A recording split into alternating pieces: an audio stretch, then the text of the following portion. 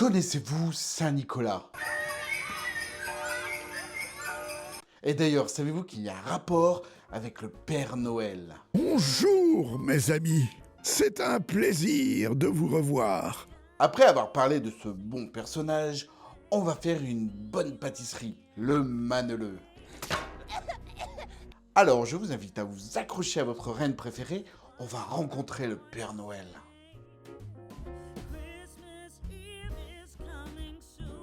Ah, Saint-Nicolas, une fête importante dans le nord de la France. C'est là que je viens. Mais aussi de la Lorraine. Une fête chrétienne qui consiste à ce que le saint dépose pour les enfants sages des fruits secs, des pommes, des gâteaux ou encore du pain d'épices. Et pour les autres enfants, ceux qui sont pas sages, il est suivi du père fouettard qui donne des coups de fouet ou dépose du charbon. Ça vous dit rien cette fête? Est-ce que ça ne vous le rappelle pas un petit certain Santa Claus ou un certain Papa Noël? Eh bien, pour comprendre tout cela, remontons dans le passé et allons rencontrer un certain Saint Nicolas de Myre. C'est un évêque né en 270 à Patars, en Lycie, soit aujourd'hui en Turquie, et il meurt en 343. Il est orphelin assez tôt, suite à une épidémie de peste, et il est recueilli par son oncle, évêque de Myre. À la mort de ce dernier, notre Nicolas reprend sa fonction épiscopale en l'an 300. D'ailleurs, quelques années plus tard, s'ensuit une persécution des chrétiens. Il est alors arrêté et torturé. Suite à cela, il distribue toute sa richesse qu'il a héritée aux pauvres. Et là, il y a quelques histoires à raconter liées à son hagiographie. Oui, short des noms savants. Pour information, hagiographie vient des mots agio, qui veut dire saint, et graphie, qui veut dire écrire. Donc en gros, c'est l'écriture, l'histoire des saints. À ce Saint Nicolas, plusieurs miracles lui sont associés. Et certes, on ne va pas tous les faire, parce qu'il y en a 8 au total. On va en faire que 3. Commençons par le miracle des 3 vierges. L'histoire raconte que notre Nicolas avait un voisin, très pauvre. Ce dernier avait 3 filles, et ne pouvant offrir une dot, il envisageait de les prostituer. Ouais, ça a quand même bien changé aujourd'hui. Nicolas donne alors en secret 3 bourses, afin de sauver ces femmes de la perdition. Passons au miracle des blés. La population de Myre est affamée. Alors, Nicolas se rend au port voisin et apprend que les bateaux sont arrêtés suite à une tempête. Il propose alors aux armateurs de déposer un peu de blé pour avoir la bénédiction qu'ils arriveront à bon port. Un petit malin ce Saint-Nicolas. Ils acceptent et les armateurs arrivent à Constantinople sans aucun problème. Mais lorsqu'ils pèsent le blé, les amateurs sont choqués. Ils se rendent compte qu'il y a exactement la même quantité qu'à leur départ. Un vrai prodige ce Saint-Nicolas. Allez, un petit dernier. Avant sa mort, Nicolas délivre une dernière messe. Une fièvre le fait passer de vie à trépas, et il meurt le 6 décembre. Quelle coïncidence! Il est alors enseveli dans une tombe en marbre, mais une nouvelle se répand comme quoi une huile odorante s'écoule de son corps, le préservant de la putréfaction. Et cette huile que l'on appelle manne a la réputation de guérir les maux. Et imaginez-vous, 700 ans plus tard, lors du déplacement des reliques de Saint-Nicolas, la manne continue encore de s'écouler. L'histoire ne s'arrête pas là, et après sa mort, il y a eu plusieurs apparitions, comme le sauvetage de Louis IX par exemple. Pendant des siècles, entre les croisades et autres péripéties, les reliques de Saint-Nicolas sont dispersées au point que les habitants de Venise et de Berry se battent pour prouver qu'ils ont bien des reliques de notre protagoniste. D'ailleurs, il faudra attendre 1953 pour que des analyses confirment bien que l'église de Bari possède bien des parties de Saint-Nicolas.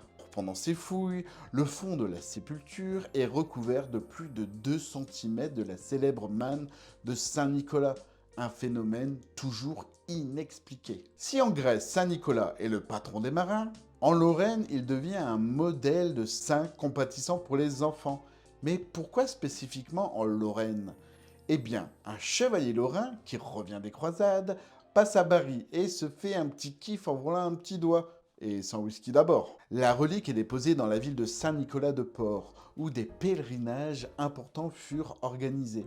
On raconte d'ailleurs qu'il y a eu aussi des miracles, comme des chevaliers enchaînés par des infidèles et sont transportés directement devant l'église de Saint-Nicolas. Bref, vous l'aurez compris, Saint Nicolas de Myre est un saint très important dans le christianisme, qu'il soit catholique ou orthodoxe. D'ailleurs, chez les orthodoxes, Saint Nicolas est noir. Quant au fait qu'on peut donner des cadeaux lors de la Saint-Nicolas, cette célébration commence à Utrecht, aux Pays-Bas, et cette fête devient de plus en plus populaire. En France, il faudra donc attendre 1477 pour que le saint devienne le saint patron des Lorrains, juste après la bataille de Nancy qui oppose l'armée de Charles le Téméraire, duc de Bourgogne, à René II, duc de Lorraine, et c'est pas celui de Céline. Ce dernier place son armée de 20 000 hommes sous la protection de Saint-Nicolas, et depuis, ce lien n'a jamais été rompu. Avant de continuer, faisons un petit arrêt sur le père Fouettard. Ce dernier voit le jour en 1552 pendant le siège de la ville de Metz. C'était un mannequin à l'effigie de l'empereur qu'on promenait à travers la ville et qui finissait par être brûlé. En Belgique, le père Fouettard, ou Zwarte Piet, est noir. Il représente un esclave mort qu'aurait acheté Saint-Nicolas. D'ailleurs, ce personnage fait polémique dans ce pays. Vous imaginez un personnage noir qu'on maltraite. Dans le nord de la France, il se balade avec un vieil âne chargé soit de charbon, soit de betterave, pour les enfants qui ne sont pas gentils du tout. Et il porte aussi avec lui un martinet pour punir les enfants. Même s'il est tout à fait possible d'éviter cette sentence, les petits pouvaient s'excuser afin d'éviter la punition. Aujourd'hui, il est plutôt un clown ou un acrobate qui adore faire des farces. C'est quand même beaucoup plus sympa. La légende raconte que Zwarte Piet, ou Pierre le Noir, était un boucher. Un jour, 3 enfants tapent à sa porte pour trouver l'hospitalité. Il les accueille avec plaisir et les transforme en bonne charcuterie. Au même moment, Saint-Nicolas s'arrête aussi. Et Pierre, qui n'ose pas rejeter un évêque, l'invite à rentrer. Mais il avoue tout de suite son acte. C'est alors que le saint homme reconstitue et ressuscite les 2 enfants. Par la suite, il enchaîne Pierre pour le punir et il devient le père Fouettard. Bon, je vous promets, on n'en a pas fini avec Saint-Nicolas. Certains le savent peut-être, mais Saint-Nicolas et le Père Noël ne font qu'un. D'ailleurs, ce dernier porte aussi un autre nom, Santa Claus. Ce prénom est une transformation dans le temps de Saint-Nicolas.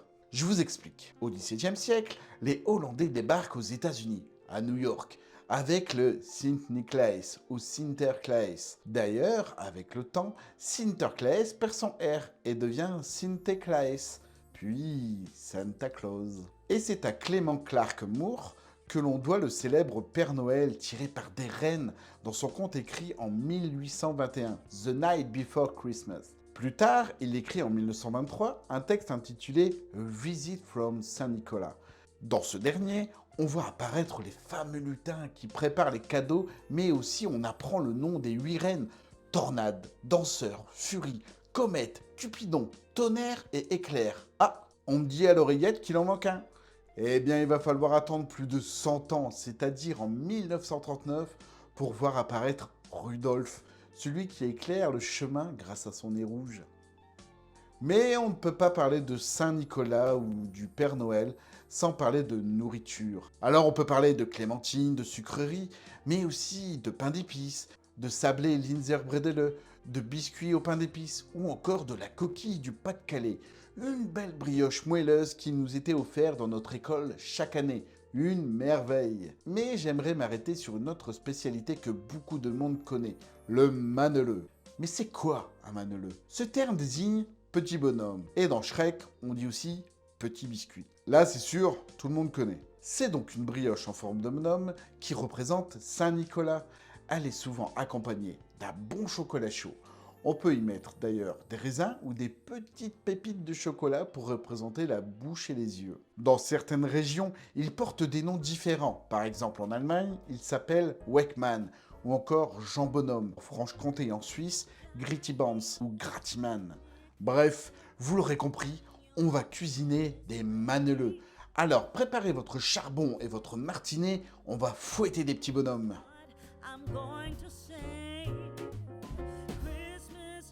Ah, le maneleu, c'est bon un maneleu. Mais avant de le manger, va falloir le préparer. Pour ce faire, mettez dans du lait tiède de la levure fraîche et du sucre et laissez reposer quelques minutes à bonne température.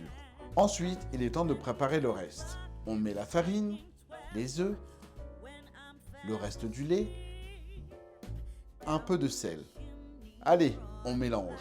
Alors oui, j'ai mon KitchenAid, mais c'est plus visuel à la main. Une fois bien commencé à mélanger, on peut rajouter le lait avec la levure. Et on recommence à mélanger. Petite pause. on ajoute le beurre. Il peut être fondu ou pas. Et vous ne devinerez jamais ce qu'on va faire. On remélange.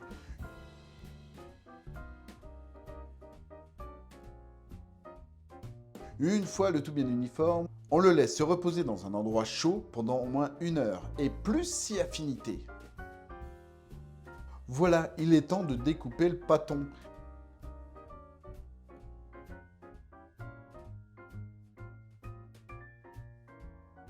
Ici j'en ai fait 4, mais je vous invite fortement à les couper en plus petits morceaux. Il est temps de lui donner sa forme. Donc, 3 coups de ciseaux et c'est parti pour le repos.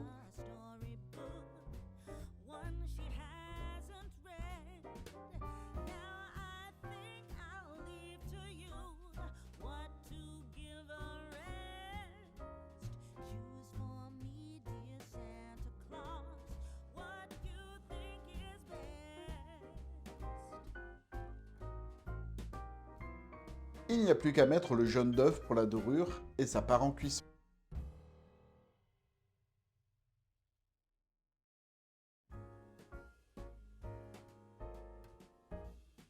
A few moments later. Voilà, c'est prêt. Bon appétit.